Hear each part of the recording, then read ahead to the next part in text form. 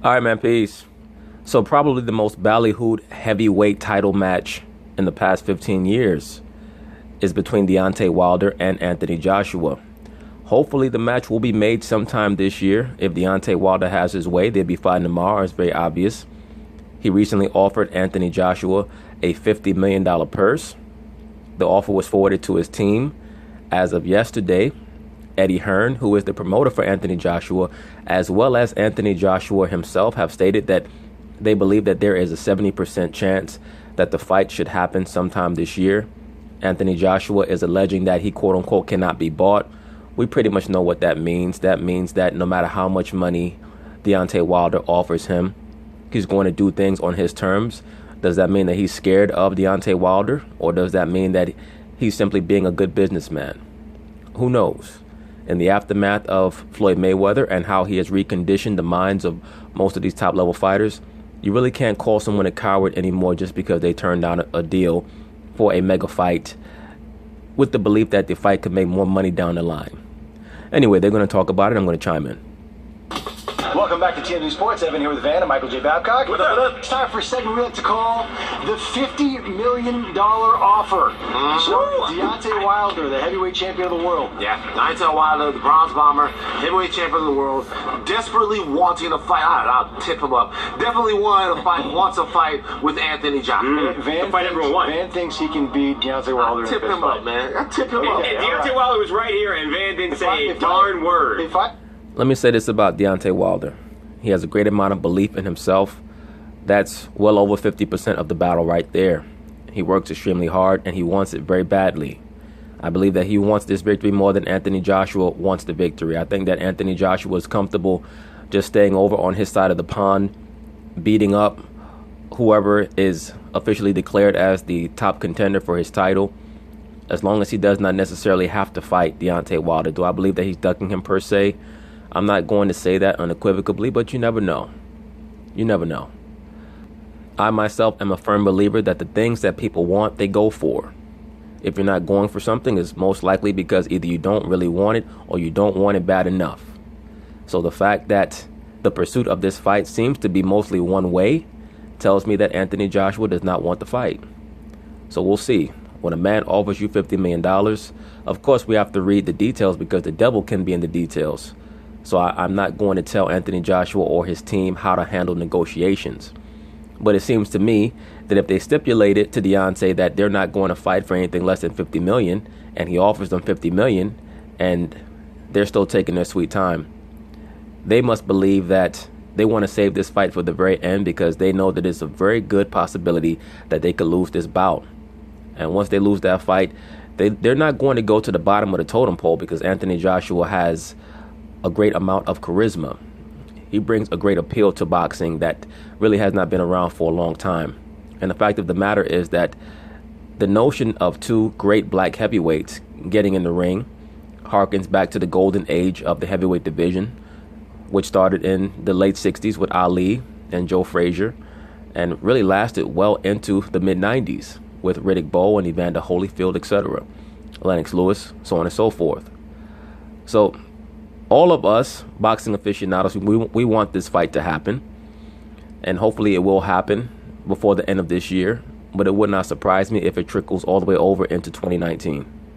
If I had $1 billion, honestly, I would offer Deontay Wilder $50 million to fight Van. I really would. I want to see it. I'll take the money. How much do I get? I would love to see Deontay Wilder fight Van Lathan, and I would love to see during their fight if Deontay Wilder's main corner man was Kanye West.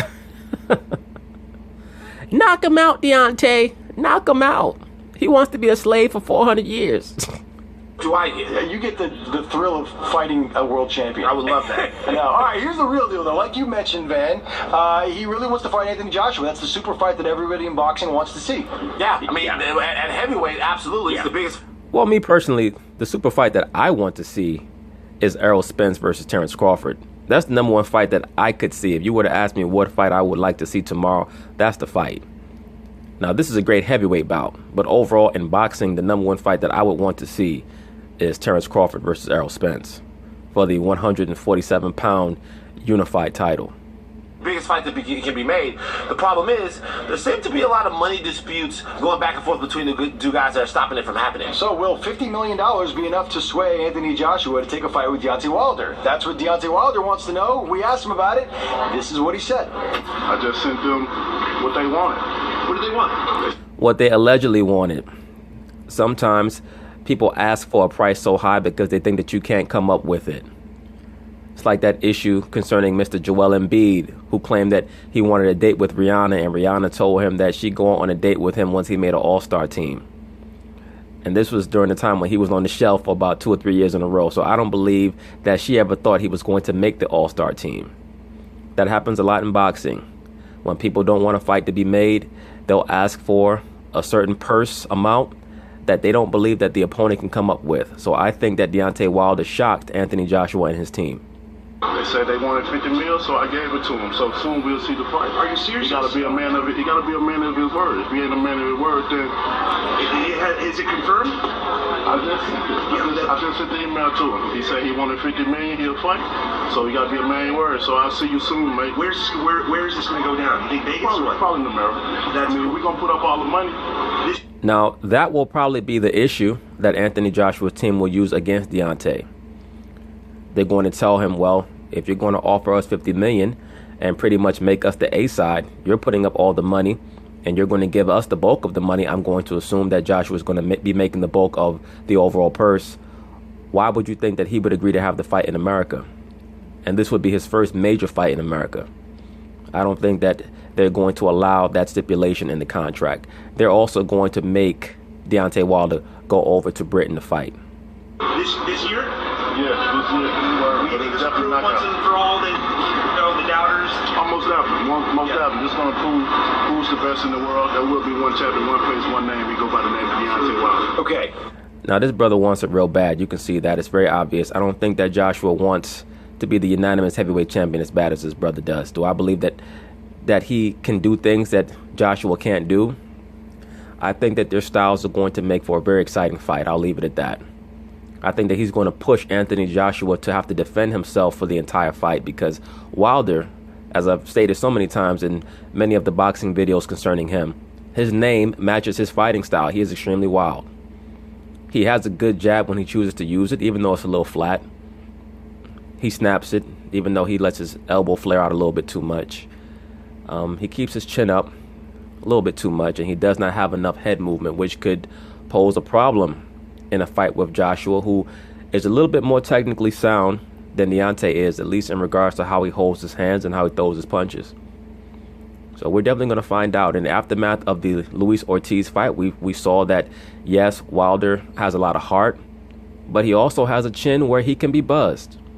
He can be buzzed, and Joshua has one of the hardest punches in the heavyweight division. And we also have seen that Joshua himself can be rocked. We saw that in the Klitschko fight. And Wilder has one of the best punches in the heavyweight division as well. So I don't think that this fight can not be exciting. I don't think that there's any way that the fight could not be exciting and exhilarating, so on and so forth. So this is a fight that has to be made, if not later this year, early 2019 the latest. They have to make it happen. I love this. He has offered Joshua $50 million to get in the ring and make this happen. Which is what Joshua asked for. Yeah, and so let's... And what I like the most about Wilder is that he's clearly natural. Even when you look at his physique, he does not look like one of these blown up 6'7", 290-pound dudes that's holding on to a lot of water weight. He looks like a natural athlete. And maybe one of the reasons why Joshua and his team are holding up the fight is because of stipulations concerning PED testing. Who knows? Allegedly. Let's see it already. All right, you got Anthony Joshua on one side, right? Anthony Joshua is a very kind of, what's the word I'm looking for? Like a mechanical boxer. He does everything right. The mechanics are perfect. He's very fundamentally sound. Polished fighter is what you're looking for. Polished fighter. Then on the other side, you got Deontay Wilder, who is a wild man, who just throws haymakers and tries to murder you. This is truly going to test Joshua's defense. When you have a fighter like Wilder, I mean, look at how far back he's rearing his right hand from.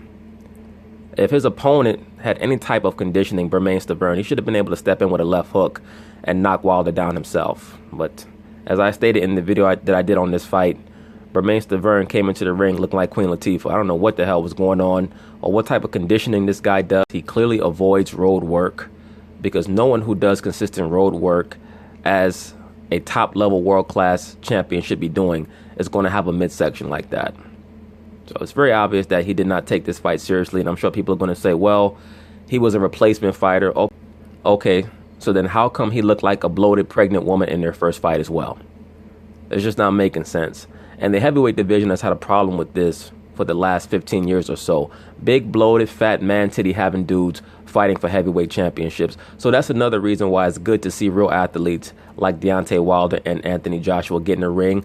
People who look like they take their conditioning and their fitness very seriously to try to uphold that office of being a world heavyweight champion. The truth in his right hand. Look at this shit. Look at Bermane Stiverne. God damn. He looked like he won the limbo contest. He's the greatest limbo dancer in history. Look at this guy. Whew. That man's in the Jamaican dance hall. Just nanny whining. Can I say something, you guys?